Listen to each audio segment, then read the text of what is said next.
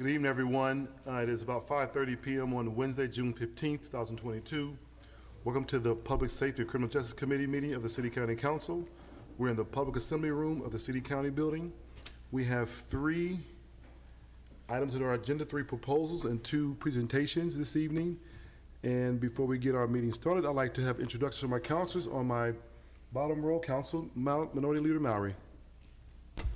Thank you, Mr. Chairman. My name is Brian Mowry, District 25. Good evening, Paul Arnay, District 23. Thank you, Mr. Chairman. Mike Dilk, District 24. And thank you, councilors. Into the middle row, Councilor Evans. Thank you, Mr. Chair. Councilor Ethan Evans, District 4. Thank you, Chair. This is Councilor Jared Evans, representing District 22 on the southwest side. Thank you, Mr. Chairman. Dan Boots, District 3, Northeast Side, Washington, Lawrence Townships. Thank you, councilors. And to my immediate left up top, Councilor Oliver. Thank you, Mr. Chairman. Councilor Oliver, District 9. Thank you, Mr. Chairman. John Barth, Council District 7. Thank you, Mr. Chairman. Frank Mascari, District 21, Southeast Side. Thank you. I'm Councilor Robinson, Chair of the committee, and saving the best for last, Councilor Carlino. Thank you, Mr. Chairman. Good evening, everyone. Councilor Carlino, District 6, West Side. Thank you, Councilor Carlino. Saving the best for last. With consent, I'd like to just make an adjustment to the agenda and move the jail bond study to the 4th item on our agenda. Thank you. Up first is Proposal 188, appoints Myra Jones Overby to the Citizens Police Complaint Board. Ms. Jones Overby, and come forward, please.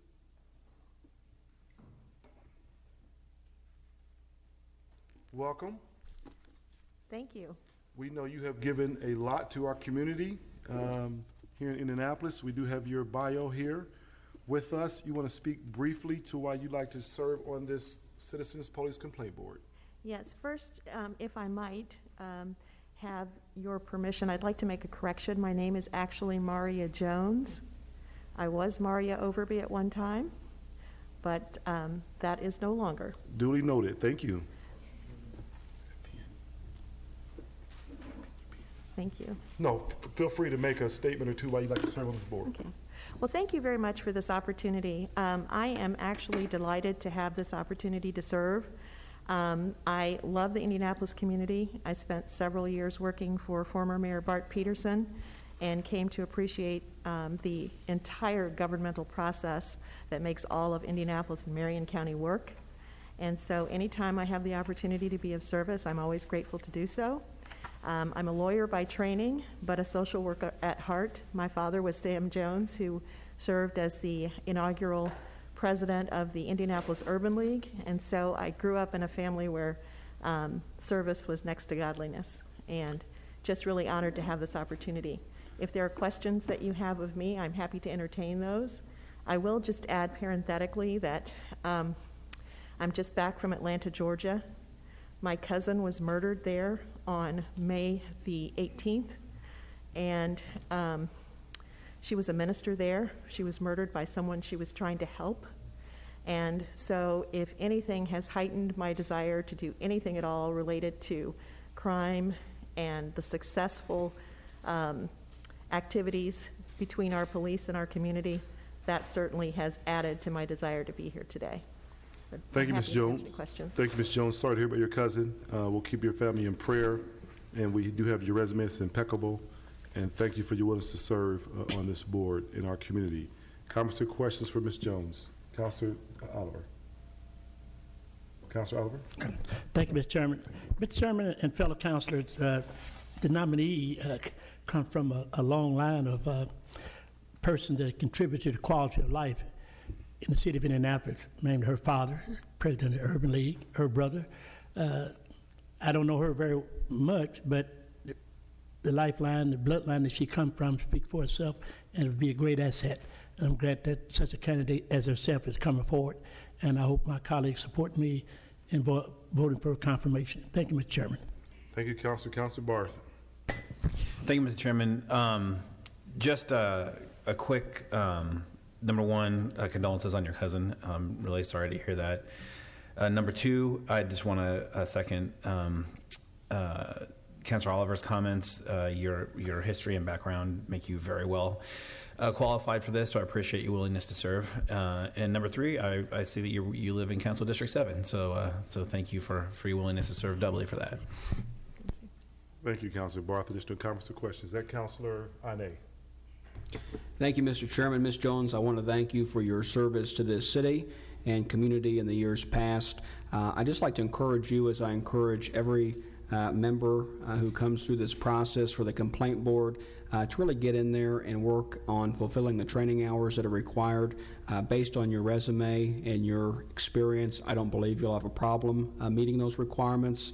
But it's just so important as we put folks on that complaint board and they're working through those complaints that they have the experience and the training that is required. So I wish you the best of luck as you join this board, and please let the council know and this committee know how we can be of service to you and the board as you begin. Thank you. Thank you for your comments, Councilor Ane. Councilor Booth. Just a brief comment. Thank you, Mr. Chairman. First, I want to say hello to my fellow classmate back from the day, law school. Good to see you again, and I appreciate your willingness to serve, and also just want to thank you and your family for your service to the community. Appreciate it and look forward with your work in the Citizens Board. Thank you. Thank you, Councilor. Additional comments or questions? Anyone in the audience care to speak to Proposal 188? Seeing none, the chair will entertain a motion. Councilor Muscari. Yes, Mr. Chairman, I'd like to move Proposal 188 to full council. Motion been properly moved and seconded. Ms. Clerk. Thank you, Mr. Chair. Councilor Ane? Councilor Ane, aye. Councilor Barth? Barth, aye. Councilor Boots? Boots, aye. Councilor Carlino? Councilor Carlino, aye. Councilor Delk? Councilor Delk, aye. Councilor Ethan Evans? Councilor Ethan Evans, aye. Councilor Jared Evans? Councilor Jared Evans, aye. Councilor Muscari? Councilor Mascari, aye. Councilor Mowry? Councilor Mallory, aye. Councilor Oliver? Councilor Oliver, aye. Chairman Robinson? Robinson, aye. Thank you, Mr. Chair. Proposal passes. Thank you, Ms. Jones. Thank you for your service. Thank you. And keep your family in prayer. Up next, ladies and gentlemen, is Proposal 202, 2022, appoints Matthew Dotson to the Marion County Public Defender Board. Mr. Dotson is not available this evening. The chair will ask a request to postpone. Motion probably moved in second. Do we have to have a vote, Ms. Kim, General Counsel? Mr. Chairman, you can ask for unanimous consent. You said ask for consent? Thank you. So we'll postpone 202 to the next meeting, Ms. Clerk. And next up is Proposal 209, 2022, amends the quorum requirement for the membership on the Marion County Community Corrections Advisory Board. Ms. Clerk, who's speaking? Mr. Holt, Director? Yes. You want to come forward, please? Yes. Good evening, Mr. Chair, members of the council. My name is Scott Holt, Executive Director of Marion County Community Corrections. Come before you today with a proposed ordinance change regarding the quorum requirement for our Marion County Advisory Board, Marion County Community Corrections Advisory Board. Currently, that requirement is a majority of our board, which would be 10. We have 19 members at this time.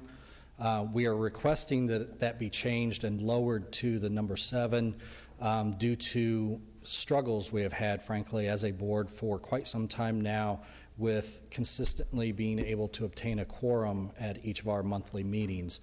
Again, we have a 19-member board. The membership of this board is set by state statute. We actually have a couple of unfilled positions at this time as well.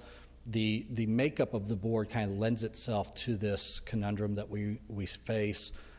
Many of the positions set by state statute are juvenile-related positions, and our agency does not oversee juvenile clients. So therefore, many of those members don't attend and have no real, frankly, have no reason to attend. So that results in us struggling to hit that number 10 on a consistent basis.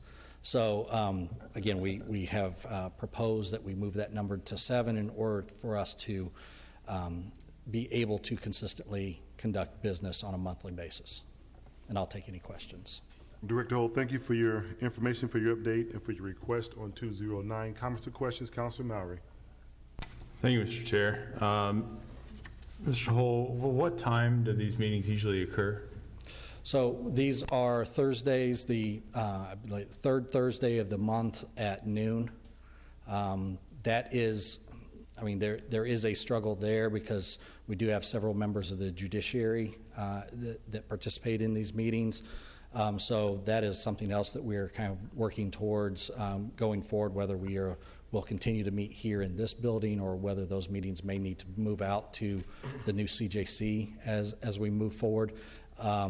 I know at some time in the past, and it's been quite a few years, those meetings were held in the evenings and frankly had suffered from more attendance problems than what we're facing now. So we did, and on an annual basis, we do inquire to the members of the board what time, what day, do we want to make a change, and it has consistently landed at noon on Thursdays. Gotcha, I appreciate that. Is that clearly stated when they join this board that they meet at noon on the third Thursday? Yes. And the people are saying they have time at noon on the third Thursday every time? That has been the consensus of the majority of the members of the board. Okay. Well, I appreciate you explaining the part about we've tried different timing, because at noon on a Thursday or at noon any day throughout the week, I would imagine it's probably hard for them, if they have a full-time job as well, to get away. And that was one of the things I was going to say, is maybe we should look at changing the time or maybe making it a little bit later. You know, this starts at 5:30, and if you have a full-time job, it can be tough if you're not right around downtown to get here by 5:30. Is it maybe something we need to look at better candidates that can actually meet the time and or meet the needs for this? Because I think if we're not meeting quorum, that's alarming, to say the least. And I'd love, I think we could potentially do something to, rather than change the quorum from majority to minority, and be able to still have these meetings. Right. We are tracking attendance, obviously, and although we haven't scheduled a set meeting to discuss this, there have been discussion among the board's leadership, Chair Carlette Duffy, Vice Chair Bob Hill, and Colonel Martin from the Sheriff's Office to look at kind of the attendance records, and then for those that we are struggling with, potentially reaching out to that sponsor and whether we need to, whether that person, one, wants to continue to participate in the board, because it could be a situation. We've had certain members that have expressed desire to maybe no longer participate. But again, I think our bigger struggle is that just the nature of the makeup of the board, it puts a lot of positions on that board that have no defined purpose just by the nature of the business we conduct. I appreciate that. And just one final question, Mr. Chair, if I may. Councilor. Thank you. When was the last time that this board met? We met last month. So we are relatively consistent on meeting. We, in the month of May, we did have to, we had to cancel our regularly scheduled meeting and then rescheduled for kind of an emergency meeting, not really an emergency meeting, but rescheduled in order to get some business taken care of. So we have met far more often than frankly state statute even requires, because it only requires us meeting 3 times a year. But again, each month it puts pressure on the board chair, board leadership, and then our staff who help manage those meetings to try to constantly get reminders out and try to ensure that we have a quorum so that when the members that do show up, it's not a waste of their time and we don't get in and then can't conduct meaningful business. Thank you. I appreciate your explanations there. It's certainly alarming that we have an issue with quorum with this particular board. So, hopefully if we pass this, it helps, but it seems to me that we need to find folks that understand the time commitment and when it meets, and make sure they're absolutely able to make those meetings, because this is a very important board to be on, and I appreciate your explanation. Thank you. Thank you, Counselor. Counselor Rene. Thank you, Mr. Chairman. Good evening, Director. A couple questions. One, is there restrictions on being able to hold your meetings virtually? At this point, we are required to have in-person meetings. Okay. Is that something that you believe might make the attendance more consistent? We didn't have, when we were meeting virtually due to protocols in place during the pandemic, our attendance was only slightly better. So, I mean, the short answer is yes, it certainly probably wouldn't hurt. And as we move forward, certainly with the judiciary being outside of this building and not downtown, I think that's something that I know has come up actually among other directors as well, the possibility of state statute possibly being changed to allow for hybrid meetings going forward. What impact, if any, does it have on community corrections as a whole with the lack of consistency of the advisory board? Right.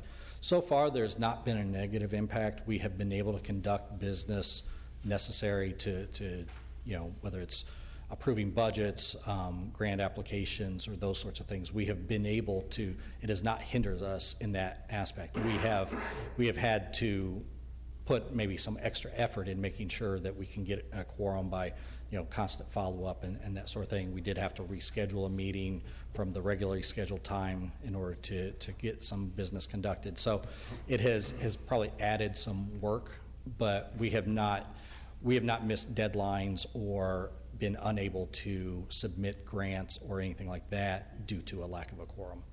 It sounds to me like you have exhausted a lot of options in trying to make the majority option work for the board. My concern is once it's lowered to 7, I find it hard to imagine it will ever be bumped back up to a majority. So I wish that this proposal was presented in a way that you could go to 7 for like 6 months, that there was a temporary change to give your team a little bit more time to take a look at more options to be able to, and after that period of time to come back and report back to say it did help or it didn't help to make a final determination, but I'd like to see it less permanent. Right. One other kind of parallel track that's happening here is there was recently state legislation that has given local boards, including the Justice Reinvestment Advisory Council, the ability to lower the mandatory membership of our advisory council. We have not had that intentional conversation yet, but that is another possibility where from a 23-member, potentially full 23-member board, counties are given the option by state statute to now go down to, I believe it's only 15 of those members are mandatory. And that's a discussion we have not had yet, but is another possibility that we could look at moving forward.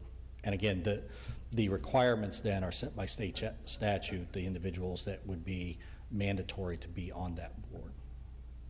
So do you feel pretty confident that tonight we need to move forward and reduce it to 7, or do you see an opportunity to maybe make that less permanent and look at it in a more permanent way in the future?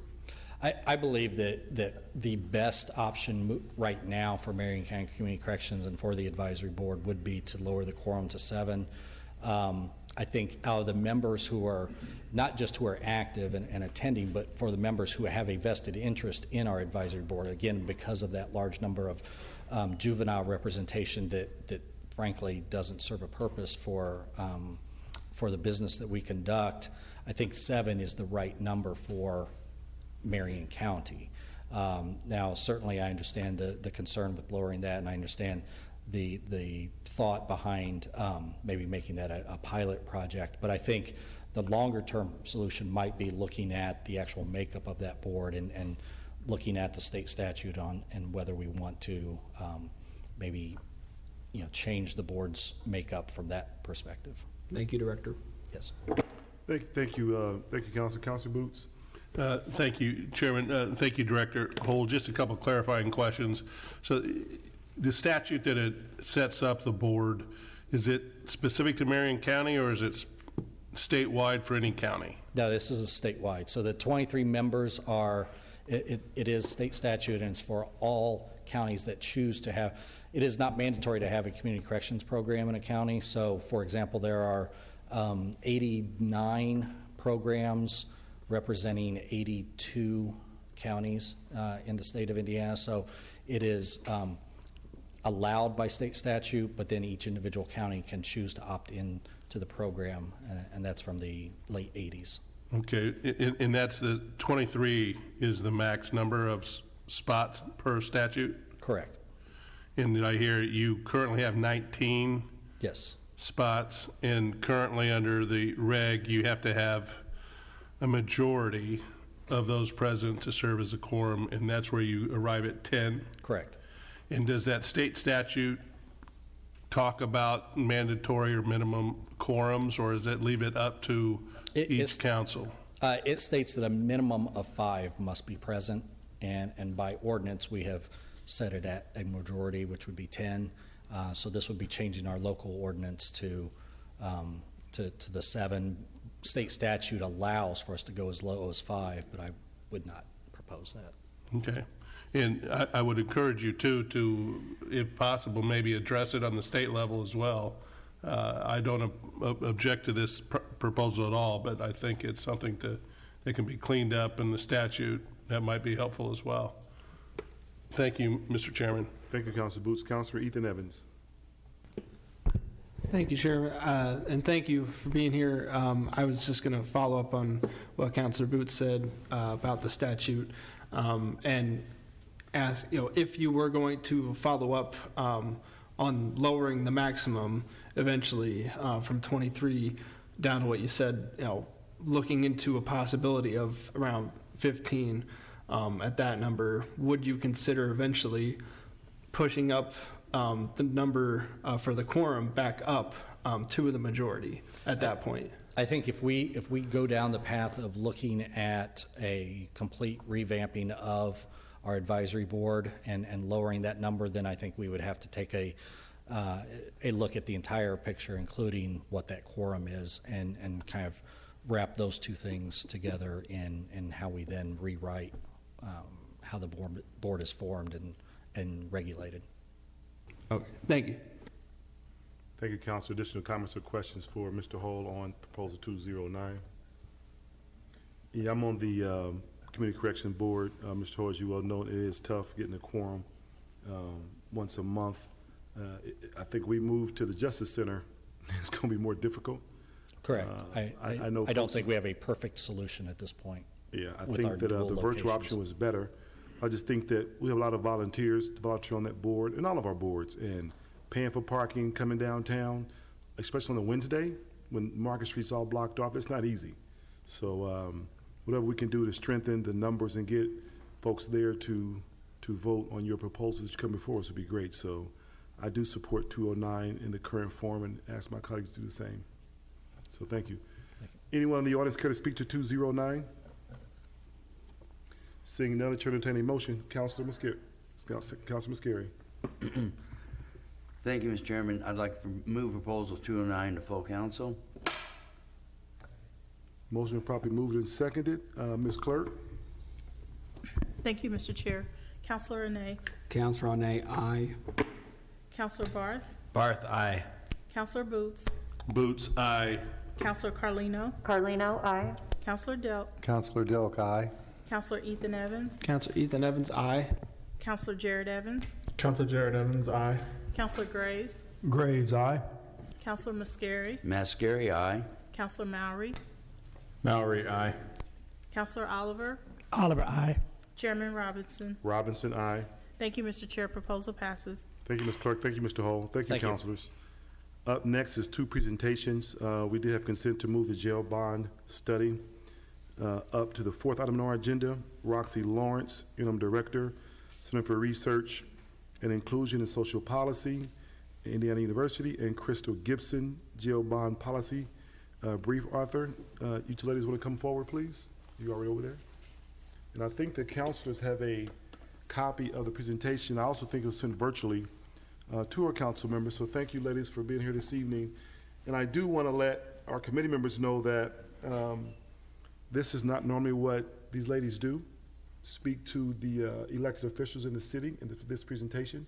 So we're going to ask you to take it easy on them, let them present their information, and if you have questions, just let me know, and we'll answer questions at the end of your presentation, ladies. Is that okay? Thank you so much.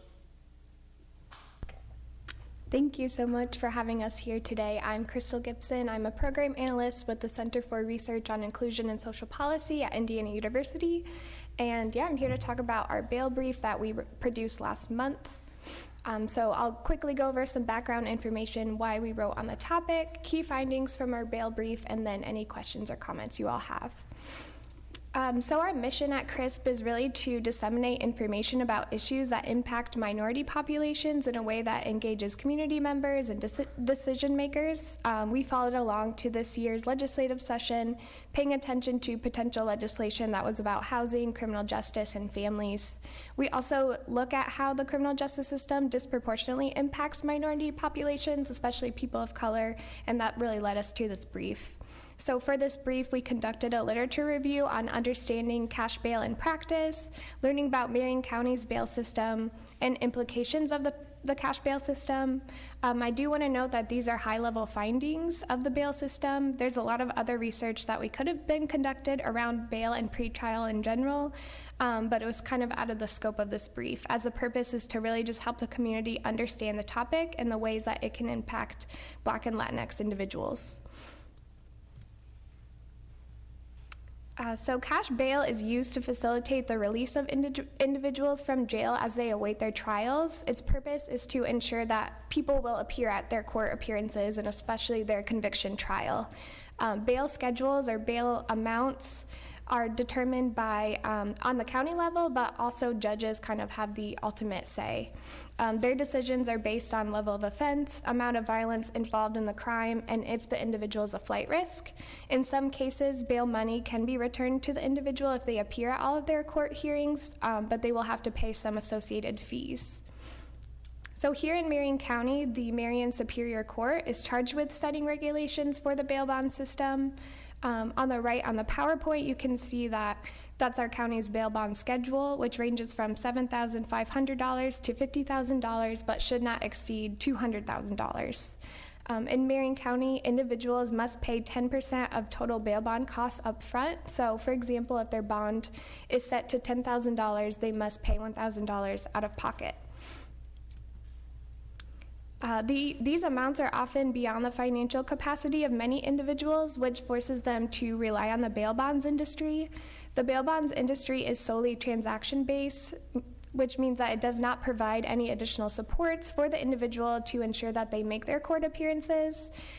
People also must pay a 10% non-refundable fee before posting the bond. This is separate from that 10% fee that they pay to the courts.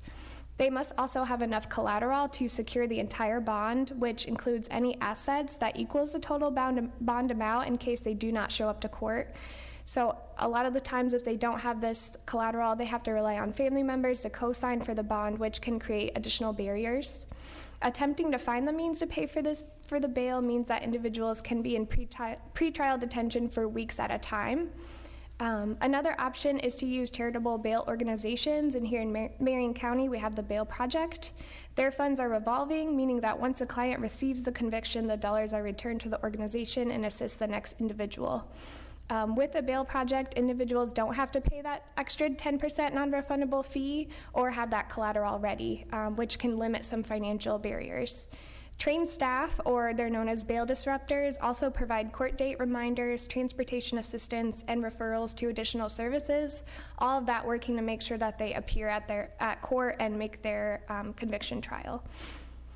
It's also important to note that the bail bond industry does not share data publicly, and it's unclear what data they actually track. However, the Bail Project does share out some data. Some of their data points include referral, where the referral came from, outcome of the case length, bond amount, and client demographics and level of offense. So attempting to compare outcomes between the bail bond industry and charitable bail organizations, it's difficult to really understand the full landscape, as the bail bonds industry does not have that data. So in addition to those economic barriers presented in the bail system, there are also racial disparities in bail amounts. From the data that has been able to be analyzed nationally by the Urban Institute, on average, bail amounts are 35% higher for Black men and 19% higher for Latino men compared to white men for similar crimes. Black and Latinx individuals are also more likely to receive harsher punishments for lower level offenses. These outcomes of systemic racism permeate throughout the criminal justice system and are often experienced well before the pretrial detention stage. These racial and economic disparities also lead to additional downstream effects. Individuals that can't afford bail have an increased risk of housing instability, job loss, and child custody issues. Research from the Justice Policy Initiative found that individuals held in pretrial detention are 10 times more likely to experience homelessness. Being held in pretrial, especially for those long periods of time, plus the additional downstream effects discussed, really negatively impacts individuals' physical and mental health, and all of that in turn leads to higher rates of recidivism and incarceration. In fact, there is a lack of empirical evidence that pretrial detention is necessary to ensure public safety for those lower level offenses, and research does show that detaining people before their trials can increase their risk of future criminal behavior. Researchers from the Arnold Ventures Foundation assessed individuals that were classified as low risk to understand the impact of length of pretrial detention on outcomes. They compared outcomes between low-risk individuals that were held for upwards of 2 weeks and those that were held for 24 hours or less. The ones that were held for longer periods of time were 56% more likely to be rearrested before trial and 51% more likely to recidivate. So that led us to asking what are some best practices to reduce these economic disparities in pretrial detention. We found that results are quite inconclusive, as there have not been rigorous evaluations completed on these reforms. There are some states that are working to reduce the use of cash bail altogether. This includes New Jersey, Arizona, and Maryland. For example, in New Jersey, they passed the New Jersey Criminal Justice Reform Act in 2017. For individuals that had lower level offenses, officers gave them a summons to appear in court instead of using bail bonds. Also, individuals that had higher level offenses were taken into custody, but they had their court hearings within 48 hours of arrest. Both of these efforts lowered the state's jail population by 35%. However, these efforts did not work to reduce racial disparities, and Black and Latinx individuals were still being detained at disproportionate rates. Overall, there is limited research on bail reform that reduces racial disparities. However, there is evidence that racial inequity does exist throughout the criminal justice system, so it is important to prioritize addressing racial disparities well before pretrial detention. One way to do this is to increase access to quality services that address social issues that are often criminalized and disproportionately impact Black and Latinx individuals, which could work to help lower these disparities by investing in addressing substance use, mental health needs, and lack of income, and taking a more community-based approach. Overall, these considerations are only a small portion of the research that does exist, so hearing from other organizations and people with lived experiences in our community could help us better understand these issues and how to address them for Marion County. So I will turn it over to Chairman Robinson for any questions you may have. Thank you for being so kind and turning it back over to me. Appreciate it. Anyone from your partner over there, does she want to share anything at all? You want to share anything over there at all? Not really. Hi, everyone. My name is Roxy Lawrence, and I am the Director of Evaluation at CRISP. I'm just here to support Crystal and answer any questions that she might not be able to answer. Thank you so much. Thank you for being here. Thank you for presenting. Councilor Mascari, comments or questions? Thank you, Mr. Chairman. Thank you, ladies, for the information. I guess my question is, on slide 6, the Marion County bail system, who dictates the amounts of the bonds? It's the State House, correct? Yeah, so the Marion Superior Court, and then I think it's sort of based by judge how they want to use the bail bond schedule. Right, it's set like this for the whole state, though? Yep, Every no, county- just the county. Every county's like this? Yep. Okay, in setting the bonds for a defendant, it's the judges. The prosecutor has nothing to do with that, correct? I don't believe so, Okay. from my reading. So if someone set a bond of a real low amount on it goes right back to the judge, not the prosecutor? Correct. Okay, thank you. Thank you, Counselor. Additional comments or questions? Counselor Jared Evans, please. Thank you, Mr. Chairman. Counselor, if I could just make a comment real quick, Counselor Muscari, I'm not sure. She was saying that it is decided by the individual county, not the state. Right? Correct, yep, so Okay. it's different in every county. All of that is online too at the indiana.gov website. So what I wanted to ask specifically, and this is, thank you so much for the presentation. I think it's good information for those of us who are supportive of trying not to keep people in jail who have committed first-time, low-level offenses and keep them out of this system. This right here is the evidence that supports that thought. For some of us, though, I think our concerns have been toward the violent crime that has occurred and individuals getting what some of us maybe perhaps perceive as low bail.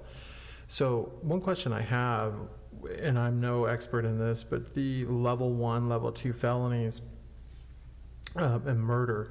So my understanding then that the judge, the highest amount the judge can do is $50,000 for bond?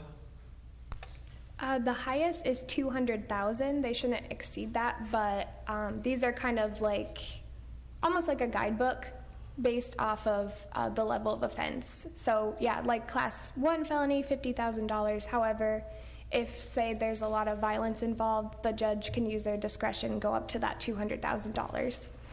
Right. So in that case, though, we are talking about they would only have to pay 10% of the $50,000 or $100,000, whatever the amount was. Okay.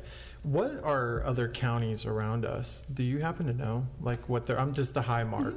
Yeah, so I did look up a couple, Allen County, that very similar to this. Some of the smaller counties were actually had a lot higher amounts of bail, which was kind of interesting. I don't know how these are set exactly, but I would say most of them are around this. We're in the median. Okay, and then one last question. So the courts, our courts, determine the bail amounts. Who has jurisdiction to make them change those amounts? Is that within the state legislature and the state constitution? Because it's certainly not with us. And I think where Councilor Muscari was going is there's always a lot of misinformation that seems to be presented out there to the public in the blame game. Mm-hmm. And clearly the Indianapolis City County Council has no control over these bail amounts or can force them to raise them. Again, I think my concern, speaking as Jared Evans, is that the bail amount for people who commit violent acts is too low in this city. We've seen time and time again those individuals get out and just having one person do it and then commit another violent act. And oftentimes it's murder the next time. So I'm more or less, and I'll talk to you offline and maybe can learn more about what that looks like, but I think the public should also be informed.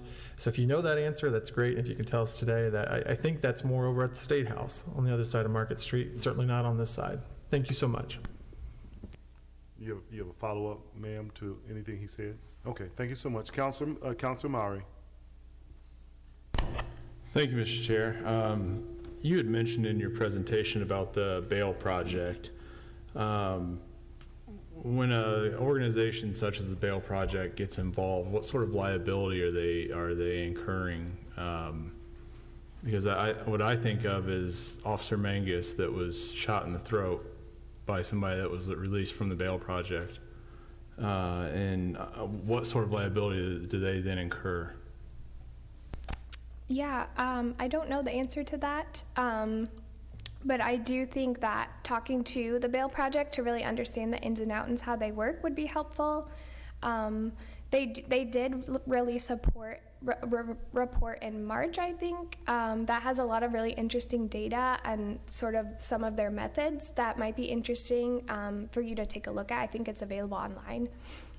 Do you know if a defendant is to be a no-show at court and they were bailed out through the bail project, is the bail project liable for any of that? Because my understanding is if you're bailed out from a bail bondsman and you don't show to court, they go back to the bail bondsman, and that person has to produce the defendant to make their day in court. Is that the same situation for the bail project? I also don't know that. Okay, thank you. Thank you, Counselor. Counselor Boots. Thank you, Mr. Chairman, and thanks, ladies, for your presentation this evening. A couple of quick questions. One, can you clarify what, I know in the recent legislature there were some unique restrictions put on charitable bail organizations. Can you clarify what that restriction was? Sure. So the Bail Project or other charitable bail organizations will have to register with a Department of Insurance moving forward. So this might limit some of their funding opportunities as well as just how many people they're able to serve. Was there any restriction put on what they could or could not provide bail money for? Yes, so if someone has a violent offense on their record, no matter how old it is, they're not able to provide bail for them moving forward. So is it your opinion or maybe just thought that these restrictions put on by our state legislature has made or worsened the ability of people with lesser means to stay out of jail and increase the problems we're having with people that should not be in jail remaining in jail? Yeah, that's a good question. I don't know exactly how I can answer that, but I do know that based off their data that they did produce, this month, 62% of their clientele identify as Black, so that means that those people might have a less opportunity to get funding through the bail project. They may have to rely on the bail bondsman, putting them in worse financial disparities. Sure. I think it would be helpful for the education of our council too if maybe you or someone could supply us with some of this information about the charitable organizations and how they may or may not be treated differently. I do have the same question as Councilor Mowry about the responsibility of those groups and what happens when people they support by providing bail do not appear, or if they do appear and then before trial do commit another offense. That's obviously the $64,000 question and driving a lot of the political discussion these days. And I think without raw data, we're all just arguing rhetoric here. So if maybe offline we could drill down further, that would be helpful. Yeah, definitely. I think that's a great idea. We can provide some more research on that specifically and get it back to you. Great. Thank you, Mr. Chairman. Thank you, Councilor Boots. Councilor Rene. Thank you, Mr. Chairman. I want to thank you for your presentation. I was looking at these considerations, and first, I just want to state that I always appreciate considerations, even if I don't agree with them. I appreciate people who are at least trying to bring solutions to the table, and I think there's an opportunity certainly in this city and county to take those considerations and iron them out and come forward with a better package. But I was interested, you talked about a few states, I think Maryland was one of them, that had maybe introduced, for example, the summons for low-level offenses as well as for the 48-hour arrest period. Was there any data to show, just curious, that with these new mechanisms that folks weren't reoffending more, or they were reoffending more, or the trajectory was the same? I was just curious what impact it had on the overall picture.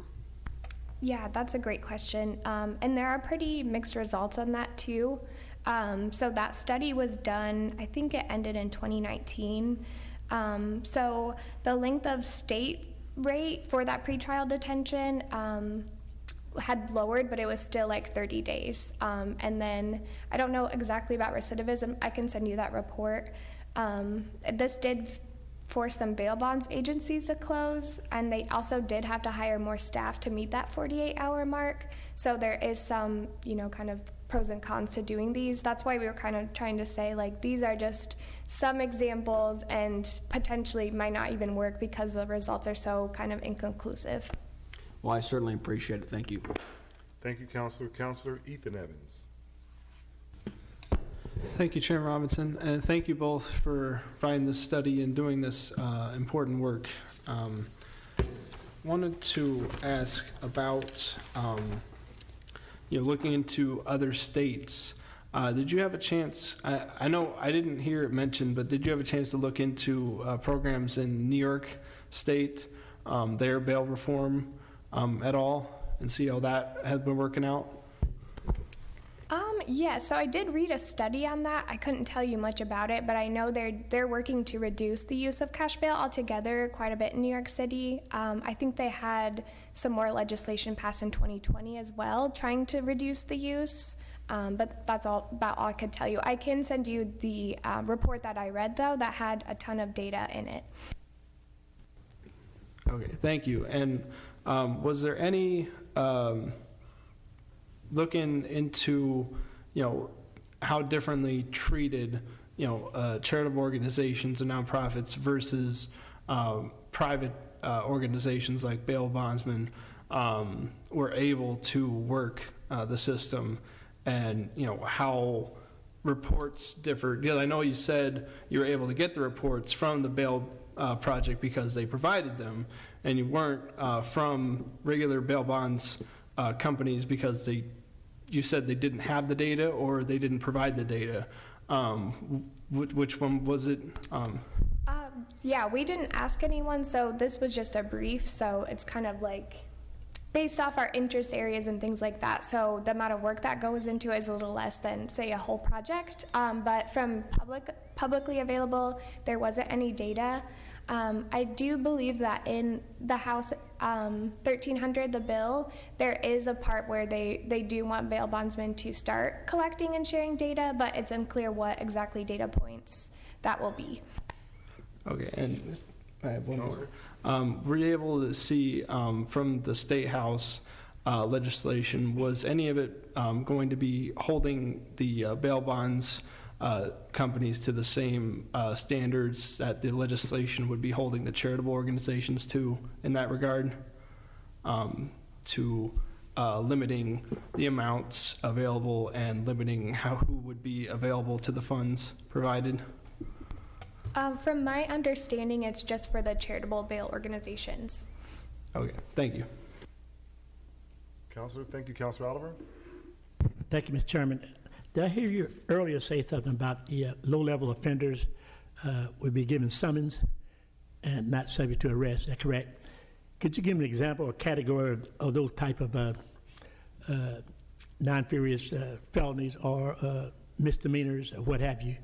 Could you explain, give me some examples of those that would be given summons versus arrest?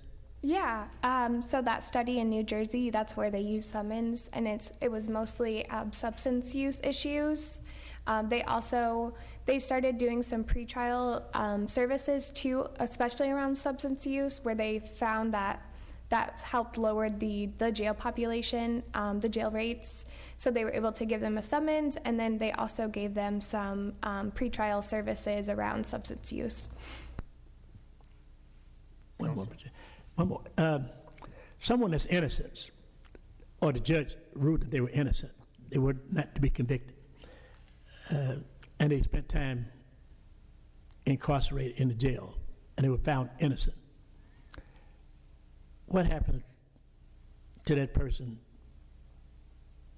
Is there a connection or relationship that you would have had with that person when they're found innocent? And let's just say they lost quite a bit, and they were incarcerated and they were found innocent. What's the relationship you would have with them, if any? Did you say what relationship? Well, would you help them restore if they suffered losses because they were arrested and they were found innocent and they maybe lingered in jail more than a day or several days or several weeks? what's our relationship with that person when the judge ruled that they were innocent? Yeah. No charges were filed, they were dropped. Yeah, that's a good question. I don't know exactly, but just thinking about that person losing 10 years of their life and coming out without, potential resources could really be detrimental. I think, like Crystal said earlier, too, there are those downstream effects of the justice system. So, for example, say this person was found innocent. They might have had lost their jobs. They might suffer from mental health issues. Just a bunch of these compounding factors as a result of being in jail or being incarcerated without actually have committed a crime. So I would say there are multiple factors or multiple issues that this person could potentially face as a result of that. And that could be unemployment, that could be mental health issues, and some of the other things that Crystal mentioned earlier. Thank you. Thank you, Mr. Chairman. Thank you, Counselor. Additional comments or questions? Ladies, thank you so much, Ms. Lawrence and Ms. Gibson, for your research, for your presentation. We appreciate you both. Thank you so much. Thank you. Thanks again for having us. Thank you. Good luck to you. Last up, ladies and gentlemen, is our last presentation by IMPD on the American Rescue Plan Act update on the technology. Commander Thomas. We also have a presentation in our packet. We also have an electronic one sent by our clerk regarding this presentation.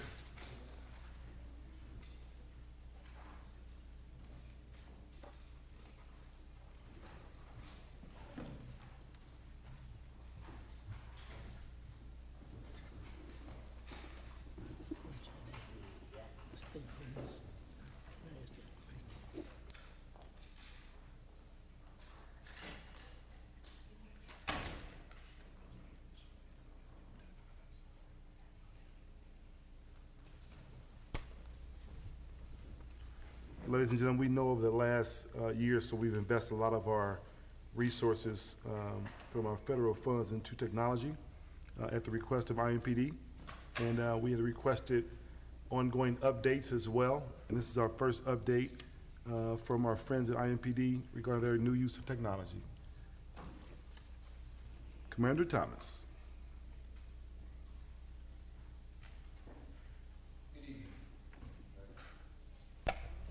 There we go. Good evening. Welcome. I want to thank Chairman Robinson and the members of the Public Safety and Criminal Justice Committee for inviting IMPD to attend this hearing and provide this update. My name is Matthew Thomas. Let's see, we've got to get this up here. I see that's not on the screen.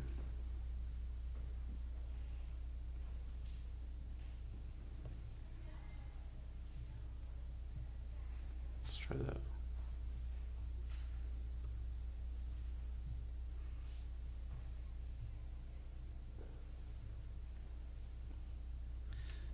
Speaking of technology, I'll need some technical assistance from Ms. Leslie here.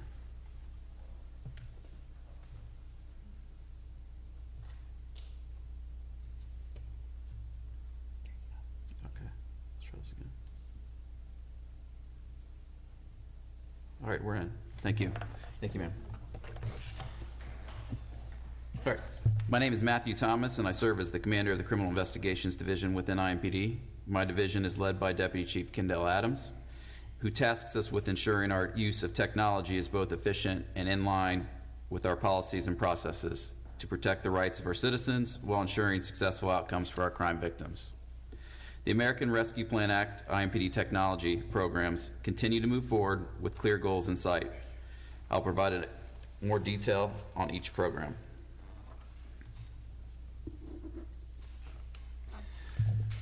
This slide depicts the current amount of the IMPD technology ARPA funding that has already been applied to purchases. As you know, $9 million in funding has been dedicated to this program. Initially, direction from the U.S. Treasury indicated the funding was to be used by the end of 2024. This direction has been updated as recently as April, and we now know the funds need to be obligated by the end of 2024 and expended by the end of 2026. ARPA is managed as a grant with significant federal oversight, documentation, metrics for each program, and approvals throughout city and federal government. Nevertheless, we are moving expeditiously through this process. As will be described later, most of these programs have purchasing processes ongoing. In some cases, the first round of purchases have been submitted, some met with delays due to supply chain issues.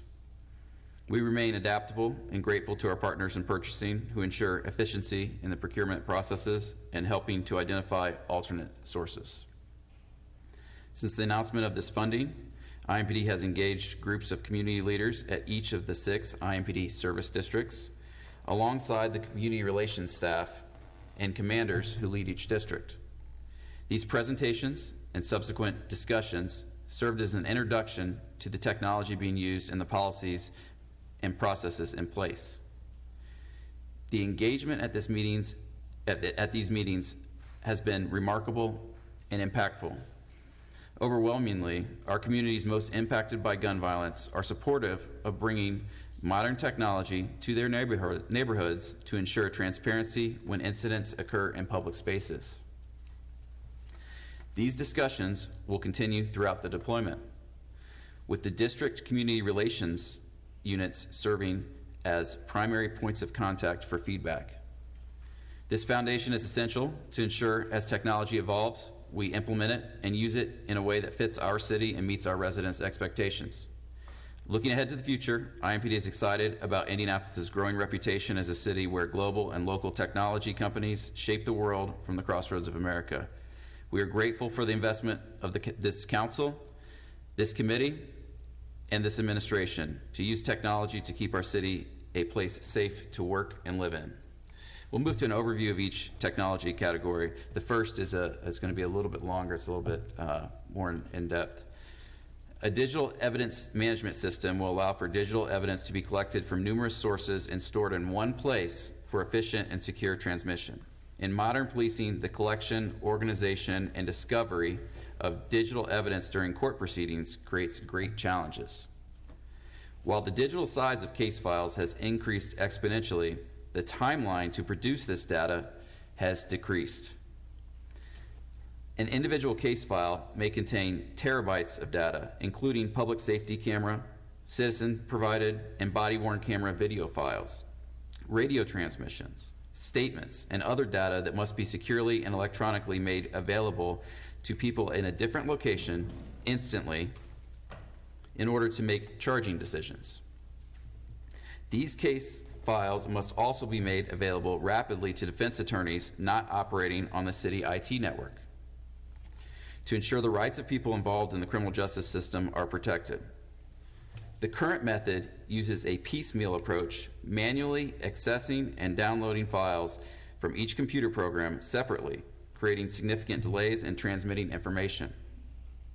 This often requires the in-person transfer of physical storage media without the ability to create a digital audit trail. Business owners and residents with security camera video, doorbell video, or cell phone video will have a portal to transmit video electronically directly to the investigator, and in doing so, creating a digital audit trail within the digital file folder. This is incredibly important since these processes may be challenged years or even decades later when the primary people involved in the investigations are no longer available to speak to the evidence submitted. Move to automated transcription software. This increases the efficiency of the transcription process, where 1 hour of transcription work can be reduced to roughly 15 minutes, allowing more statements to be transcribed by fewer transcriptionists. State-of-the-art transcription software ingests digital audio files and outputs a rough draft transcription of the file, discerning between multiple speakers. The professional transcriptionist then reviews the entire audio file and makes corrections to the draft. This tool significantly increases the pages typed per day and gets statements in the hands of investigators and prosecutors more quickly. Quite often, charging decisions in cases hinge on the ability to review these statements. Providing a secondary portable radio to teams tasked with actively working shootings, homicides, and serial robbery cases enhances communication during high-risk operations. These detectives and officers' ability to safely de-escalate situations and apprehend the most violent people impacting our community requires constant communication while maintaining situational awareness of emergency calls for service being dispatched within the same neighborhood that these teams are working in. Modern virtual training systems provide instructors the capacity to present complex and challenging scenarios to new and veteran officers alike. These systems allow for training in decision-making, de-escalation, and communication in a team training format.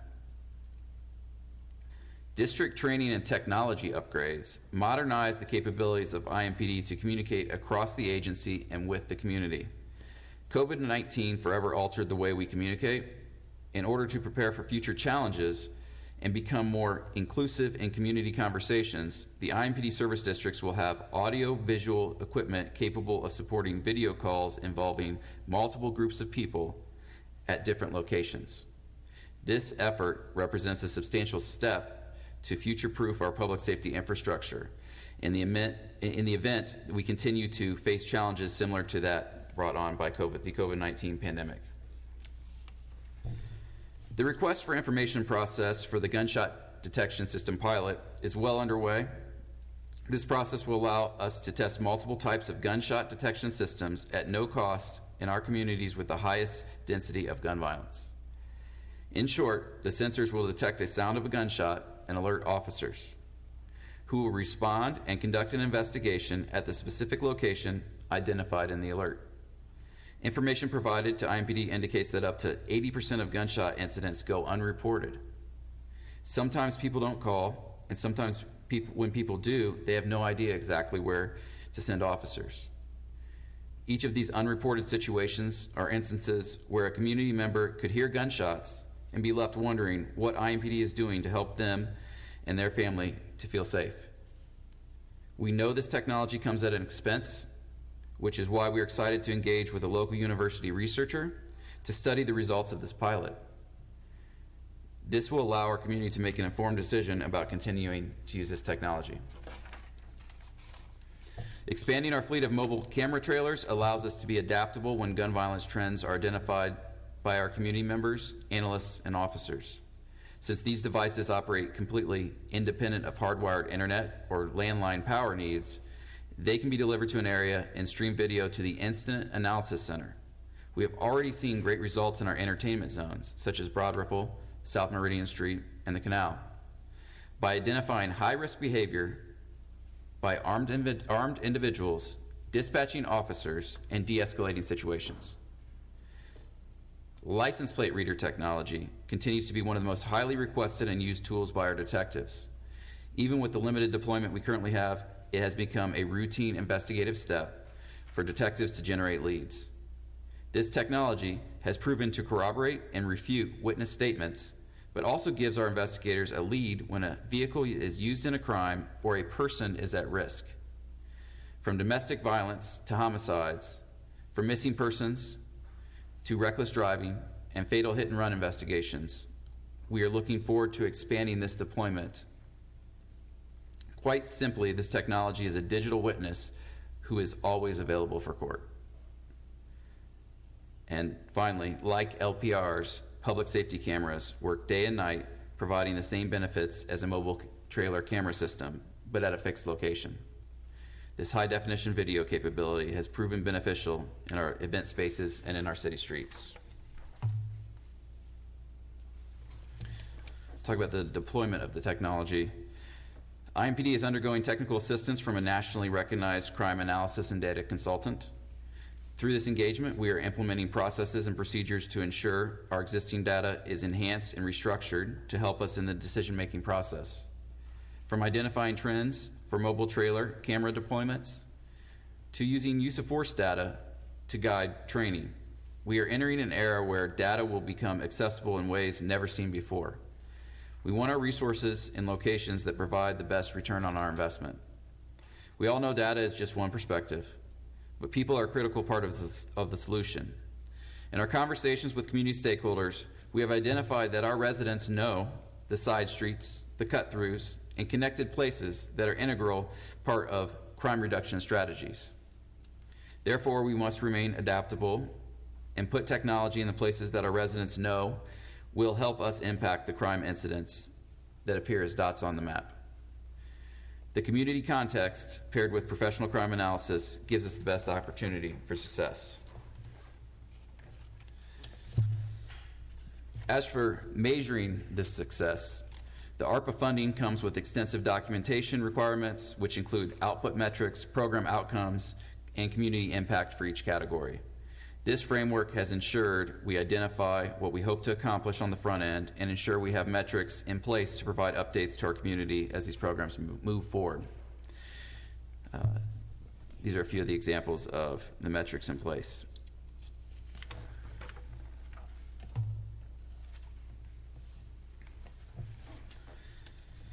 As mentioned earlier, these programs are in various stages of the purchasing process, led by the IMPD Administration Division.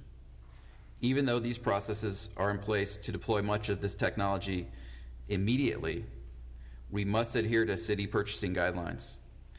Therefore, the timelines of each project are subject to change, and we may take delivery of some items sooner or later than projected.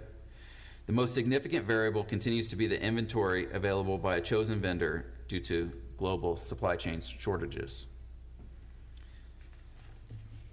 Then I want to take a moment and expand on our gunshot detection RFI pilot. The first quarter of this year was devoted to the request for information vendor solicitation process. This process is an opportunity for us to learn at no cost what we need to know to make informed purchasing decisions in a future RFP process. Multiple vendors submitted to the RFI, and in April, 3 vendors were selected to deploy their equipment as part of the RFI process.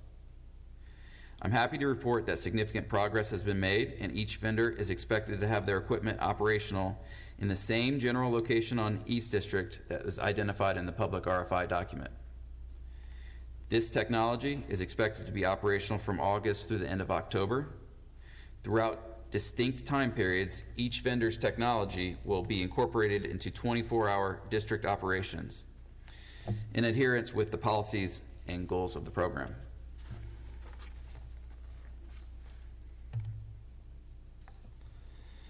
As mentioned earlier, the technology we do have has already proven to be beneficial in identifying suspects and solving cases. We can all recount an example of a senseless act of violence being committed in our city streets.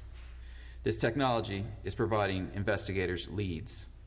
We are grateful city government and community leadership sees value in using modern technology to reduce crime and save lives. We look forward to providing further updates as the procurement process advances and we take delivery of some of these resources that have already been ordered. Indianapolis is a smart city and a safe city. Thanks to your continued support, other cities are beginning to take note about the modern policing efforts happening in Indianapolis. I want to thank you again for your time and work with public safety. I'd be happy to take any questions this committee has. Commander Thomas, senior regards to our Deputy Chief Adams. Thank you for your presentation. Thank the men and women of IMPD that have been implementing this technology.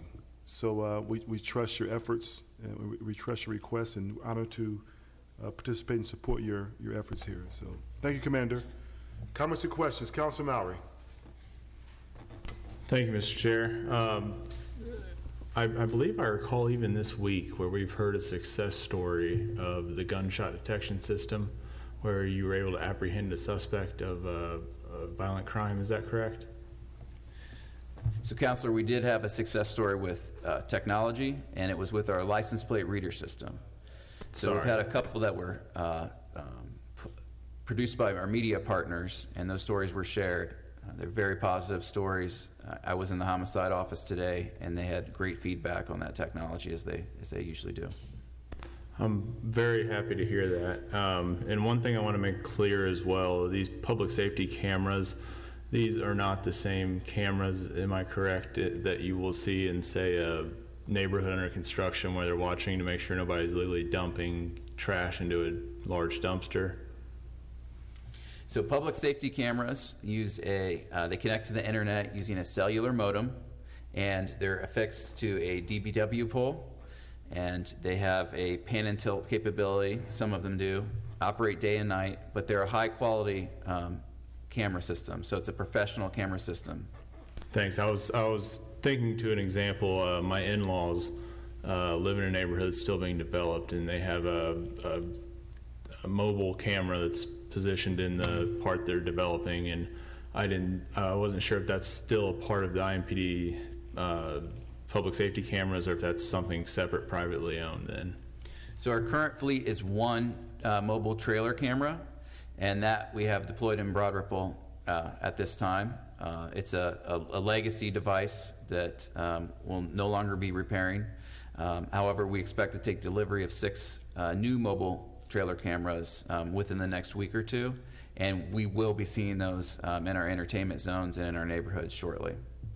Perfect. Well, I certainly appreciate your presentation here this evening, and I appreciate everything that you and all your fellow officers do for our city to keep us safe. You know, one of my only concerns with this is I love the fact that we're using technology to be able to solve crimes, because it needs to be an asset for us.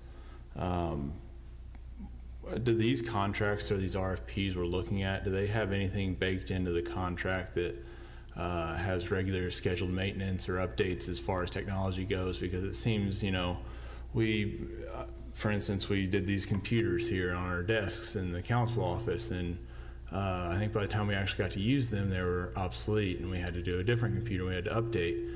Are there clauses baked in that where they will update that for us at this given price, or is that going to be an additional buy-on to that product? Well, the answer is different, Counselor, depending on the technology. For the license plate reader technology, that's a technology that's more of a leased program, so it's an annual fee, and then the devices are actually owned by the vendor. Our public safety cameras we're purchasing because it's more beneficial for us to buy those and not pay any annual fees. It's not fiscally responsible to do it that way. However, our consideration in the overall budget does include the ability to buy additional boxes, replacement modems. We do expect devices will fail and we'll need to replace them. So during this deployment, we want to make sure that we've got that within the budget to replace devices. Sure. Well, thank you. I appreciate your explanations here, and I appreciate your presentation, and keep up all the great work you guys are doing out there. Thank you, Counselor. Thank you, Councilor Mallory. Councilor Boots. Thank you, Mr. Chairman. Thank you, Commander Thomas, for your presentation tonight. Just to make sure I have my numbers correct, you say we currently only have one mobile camera trailer? Yes, Counselor. And we have 6 on order, soon to arrive? Yes, Counselor. How many current public safety fixed cameras do we have in inventory? So we have 105 public safety cameras, but then we also have 170 B-Link cameras, and those are community partners who have a private contract with the Indiana Public Safety Foundation and then provide the views to us at IMPD and the Incident Analysis Center. So that puts us at about 275 camera views that we have in our city right now.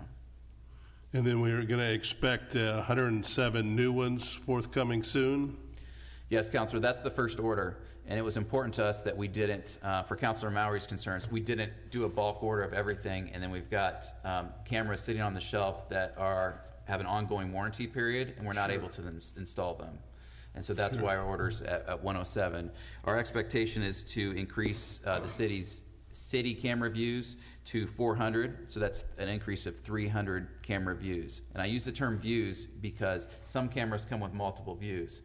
So we are ordering devices. Some may have 4 different views on the device, and some may have just a single view. So a 4-view unit is counted as 4 views in your tally? Yes, sir. Yes, sir. All right. Well, I just encourage, I know IMPD with our staffing challenges, I'm a big fan of the use of technology and the extent we can leverage our understaffed police force with as much technology as we can. I think that's a wise move. So if I'm a full supporter of this, I really appreciate what IMPD is doing. And if there's anything else we can do to increase the leverage of technology to make it safer in Indianapolis, please let us know. Thank you, Mr. Chairman. Thank you, Counselor. Counselor Muscari. Thank you. Could you explain to the public what a flock camera is compared to an Insight camera? Yeah, so Flock is a vendor that sells license plate reader technology, and a license plate reader takes a photograph. Right, but I understand the flock camera, or the camera is actually recording if there's a stolen license plate on a 76 Cadillac, it's going to look for that, correct? Yes, so a license plate reader is a fixed device. The majority of them are fixed device. We have 8 that are on patrol vehicles that we've had for roughly 10 years now. But the majority of our deployment and continuing into the future are the stationary devices. That specific vendor is one that we have contracted with, and their device uses solar and cellular technology, affixed to a pole, and day or night, when a vehicle passes by, it snaps a photograph, saves the photograph for 30 days. It also can read the license plate, the same as a human being, but it's essentially the same as me standing out there just taking pictures of every car that went by. But it creates a lot of leads for investigators that way because it's always running. Right, but I understand if there's a robbery on Meridian Street and it was a Jeep that's a blue, it'll start looking for that, correct? If once it's entered? So yes, as we enter a license plate, then officers, investigators can be alerted to that specific vehicle being detected at a location. It allows us to then canvass for that vehicle. So our practice now is when we get a lead from a license plate reader to dispatch investigators or officers to follow that lead and attempt to locate that vehicle. Okay, thank you. Thank you, Counselor. Counselor Ethan Evans. Thank you, Mr. Chair, and thank you for coming here with the presentation. I had more a general data question about tracking data. I know at an earlier meeting you had asked about since the changeover from the Sheriff's Office to IMPD, starting the transportation for arrestees to the CJC, have you begun tracking the data on arrestees going to the Assessment and Intervention Center and the arrestee data like that, like race and data like that going forward? Like we had asked at a previous meeting to the chief, and he had said at the time he would look into it. So I didn't know if that had you had started collecting the data and statistics on that yet. Counselor Evans, I'm going to have to follow up on that. I apologize, I don't have that information here with me today. Okay, thank you. Thank you, Counselor. Counselor Barth. Thank you, Mr. Chairman. A couple, I guess one key question. The use of cameras in virtual policing and tapping into the B-Link opportunities to identify evidence surrounding crimes is a meaningful assist to the investigations that are happening, and I've talked to leadership in North District about it several times.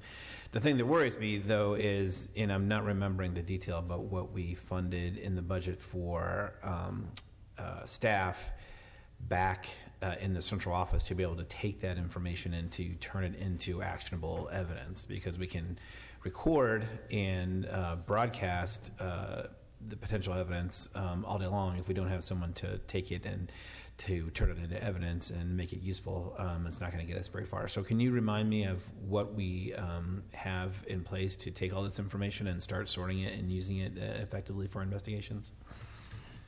Absolutely. Counselor, we have implemented a training program so our investigators are able to access this data directly once they complete that. But there's a staff that oversees this program. It's the Incident Analysis Center. In some cities, it's called a real-time crime center. Our staff has been depleted pretty significantly, as well as kind of consistent with our department's current numbers. But we've looked to other cities for examples, and we've identified that professional staff, intelligence analysts, can fill that role very well. And We already have one that's in place in that room now. We expect in the current hiring process to add one more.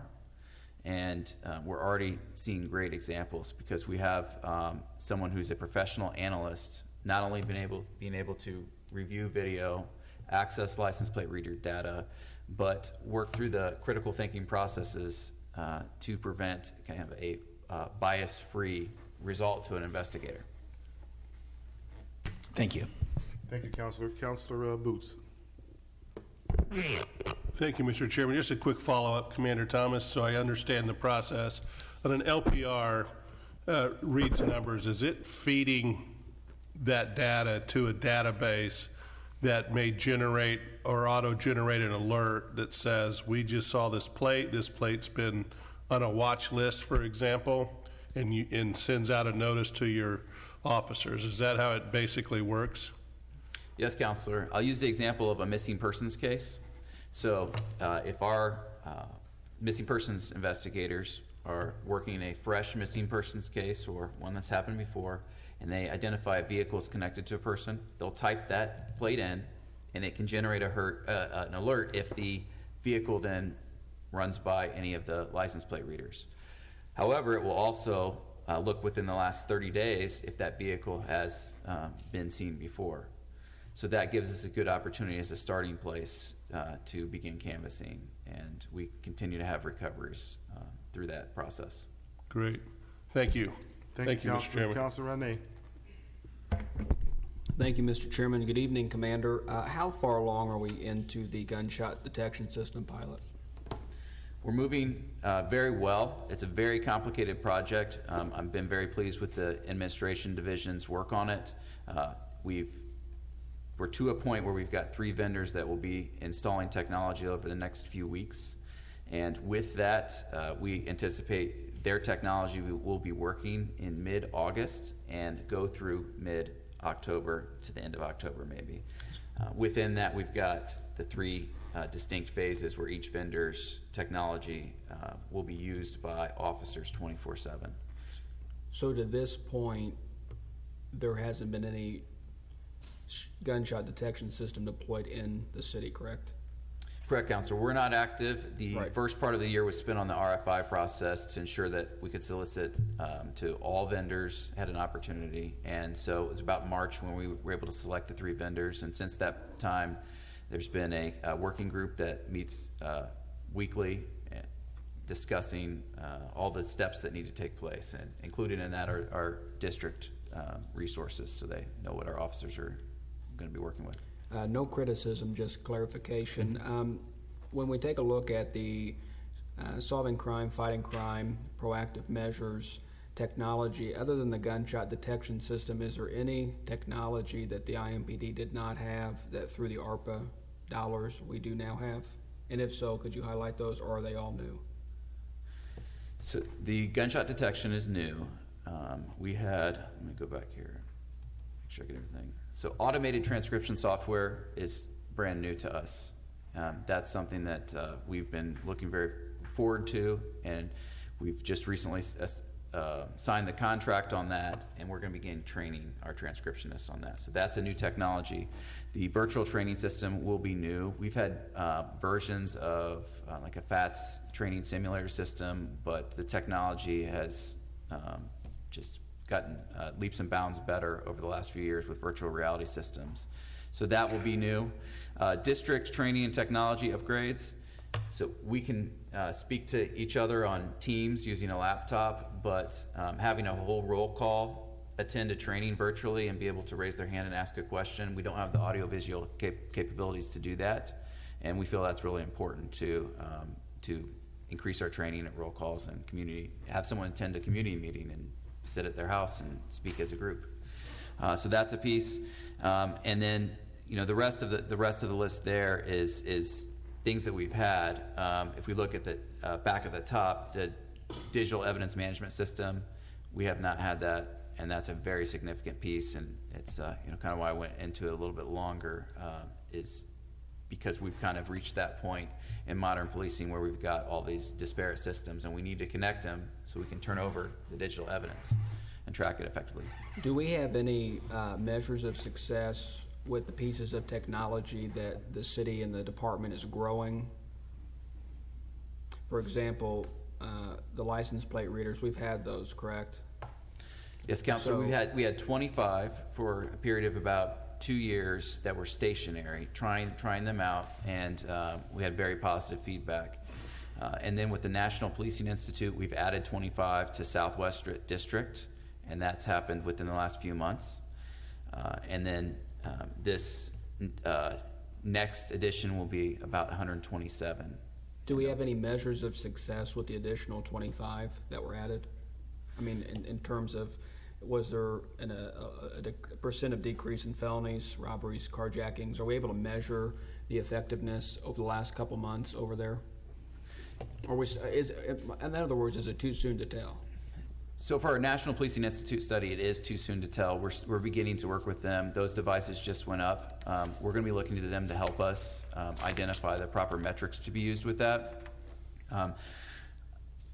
Where we're at with license plate readers is it's a standard investigative step. So every detective we've got, that's something that's on their mind on every case. And so we're tracking anecdotal successes, and we've got every day we're adding to that list. We're looking to the National Policing Institute to help us quantify that data. And finally, as we roll out this new technology in the coming months and continue to grow the technology that we have had, is the department's position to keep the program as it is, or when a year passes and we have more information on a gunshot detection system or transcription softwares and we find that maybe they aren't as effective as we thought they were, is there any position to be able to pivot and shift those dollars, or are we locked in to what we're looking at tonight? So, Counselor, we're able to be adaptable, yeah, and we're able to adapt in most grants based on those metrics and what we're seeing in the needs. And we may see changes to this technology that provides benefit of one technology over another. So that's a great consideration, and I think that we need to be prepared to do that. It may be just a little bit of the resources or more significant areas if we're seeing those results, and especially when we can quantify things. Well, congratulations on a good start, Commander, to you and your team, and we look forward to seeing you in the next several months as we continue to roll this technology out. Thank you, Counselor. Thank you, Counselor Arnay. Counselor Graves. Thanks, Mr. Chairman. Hi, Commander Thomas. Keith Graves, District 13. Thanks for your presentation. Quick question on the license plate readers. Have we gotten comfortable to expect 100% accuracy on the readers and what they're generating, or do we find that there are some failed readings that generate unwarranted stops of individuals? So the license plate readers themselves, Counselor, do not generate a stop. It's a lead information. And so our approach at IMPD is that we assess that with a human being, and we go from there. So if we get an alert, we look at the photograph. It's a clear photograph of the vehicle. We look at the plate, and we'll enter that into our system manually to make confirmation before we take action. So I equate it to a human being reads the license plate and then has to go the same steps. With our technology, if we can't do it without technology, we're not allowed to do it with technology. So it just generates that photo, and then you take advantage, so it doesn't generate detailed information or data or anything like that on the driver or the actual cars. We've used several examples of blue car license plate stolen, but that doesn't matter. It's almost the same as having an individual a patrolman looking at those plates itself. So because it's just generating a photo, correct? Absolutely, Counselor. What's beneficial to our investigators are distinct characteristics in a vehicle. We find that that's something that we can work with. If a vehicle has something that sets it apart from other vehicles and we have partial license plates, that can help build corroborating a witness's statement or sometimes refute it. We may have a situation where a witness provides us a vehicle description and then the license plate reader tells us that's not accurate, and we're able to take that into account. Thanks a lot. Thanks, Mr. Chairman. Thank you, Counselor. Counselor Oliver. Yes, thank you, Mr. Chairman. The American Rescue Act been the successes that you pointed out, success stories that relate to technology. That's very good. I'm happy to see that. The money's being spent to create more efficiency. I have a question about our relationship with the Indiana State Police, with IMPD. Can you answer that question, sir? Yes, Counselor. We maintain a strong relationship with the Indiana State Police. The Indiana State Police is one of the members of our Indiana Crime Guns Task Force. And so we have troopers working every day out of an IMPD facility to work to disrupt serial violence in our city.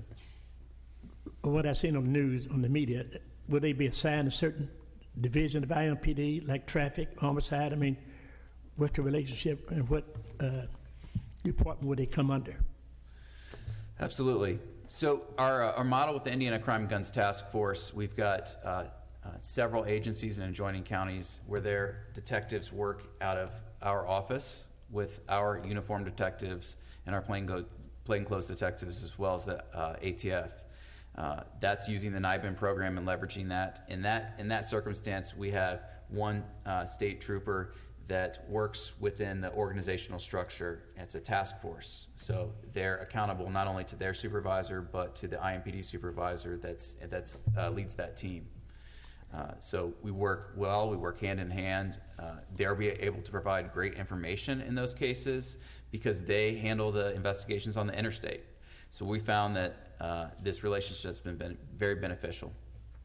Well, I've seen a piece today because of the uptick in traffic moving violations.